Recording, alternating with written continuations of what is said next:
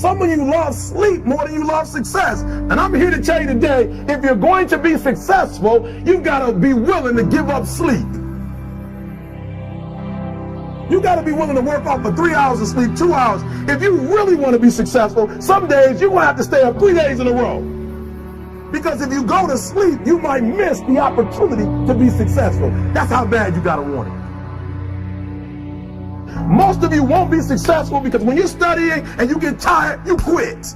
And I'm here to tell you today, if you got somebody came to my office the other day crying, I said, look, don't cry to give up, cry to keep going. Don't cry to quit. You already in pain, you already hurt. Get a reward from it. Don't go to sleep until you succeed.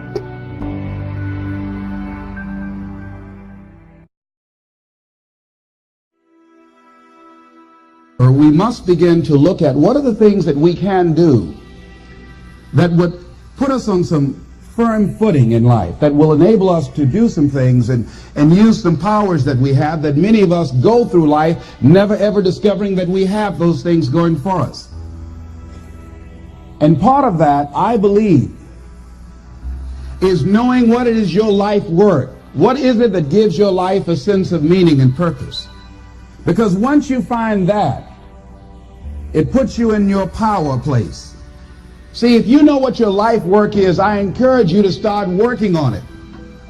If you can't do it all at one time, do just a little bit of it.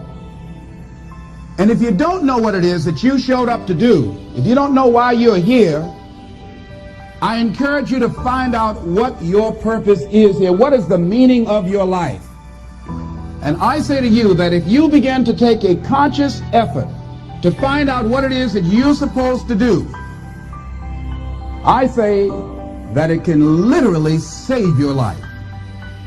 I said that it can literally save your life. See, when you're going someplace and you already know how much you're going to make, you already know how far you can go, you're in a dead-end position. It erodes your self-esteem. It lowers your sense of yourself. It creates some inner turmoil. It creates an emptiness in you. So I say that your life is worth finding what it is that you're supposed to do. Do find out what your work is and hold on to it, and don't let your dream go. Don't let it go. See, and here's something else I want you to begin to look at. Why is it that most people don't pursue their dreams or don't do better than what they're doing if they're capable of doing it? I think that many of us don't go the next step because we don't know what to do yet. And I say that the reason that we don't even explore the possibility of what to do is because subconsciously we don't believe that it can happen for us, and we don't believe that we deserve it. So here's what I'm suggesting. How much time do you spend working on you? How much time do you spend every day working on your dream? In the last 90 days, how many books have you read? In the last year, what new skill or knowledge have you acquired? What kind of investment have you made in you? So I'm saying that as you begin to look at where you want to go, if you want to make it today, and things are changing so fast you have to literally run to stand still, I'm saying that you've got to make some conscious effort to begin to work to develop you. Here's something else. Most people are not living their dreams because of fear, ladies and gentlemen. Fear, limited vision, and lack of self-esteem is what keep most people doing things they don't want to do. The same reason that people stay in relationships where they're abused or they're unhappy or it's unfulfilling. They can't see themselves beyond that relationship. They can't see themselves enjoying life without that person. They think that this is all that they can do. The same reason that people get stuck at a certain level in life. They can't see things being better for them. And they think that this is it and this is all they deserve. This is all they've ever seen. It's been passed on to them. And they think that this is it for them. Fear is the most subtle and destructive of all human diseases.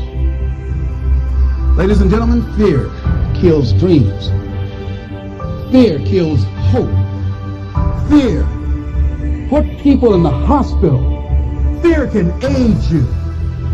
Fear, ladies and gentlemen, can hold you back from doing something that you know within yourself that you're capable of doing, but it will paralyze you. And it seemed like you're in a hypnotic spell. And I ask you a question, what is the benefit? What's the benefit of allowing fear to hold you back?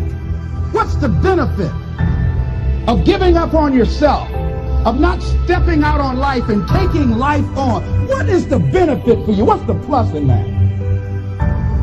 It's one of the things I had to ask myself. So I didn't want to make any mistakes. I wanted everybody to like me. I wanted to be perfect the first time I did something. It's not going to happen. You're going to make some mistakes. You're going to hurt some folks' feelings. You're going to create some enemies whenever you decide that you want to begin to take life on. You got to ask yourself, how long am I going to allow this to hold me back? It said, fear is false evidence appearing real. That is an illusion that we create in our mind. It is a state of mind that can be changed. So let's look at how we can begin to take some steps to restructure that fear, to begin to expand our visions of ourselves, to begin to increase our self-esteem. Webster said that self-esteem means confidence and satisfaction in oneself. Look at your life right now. Whatever you've done up to this point in time, your life is working. Whatever you have produced, it came out of you as a result of the kind of person that you have become. It's a result of your choices. It's a result of your consciousness. Now you have to ask yourself, are you satisfied with what you have produced? Is this what you want? Would you like for things to be better than this? Do you believe that you deserve better than this? Or are you content? This is it. You don't have to do anything else. That you already resign yourself in life and say, well, I'm happy. I'm not starving like the people in Calcutta. Are you allowing yourself to get off the hook like that? Or do you believe somewhere in the back of your mind or in your heart that there's some other great work for you to do? There's something else that life has for you. And that's why you're here. How do we handle this fear factor?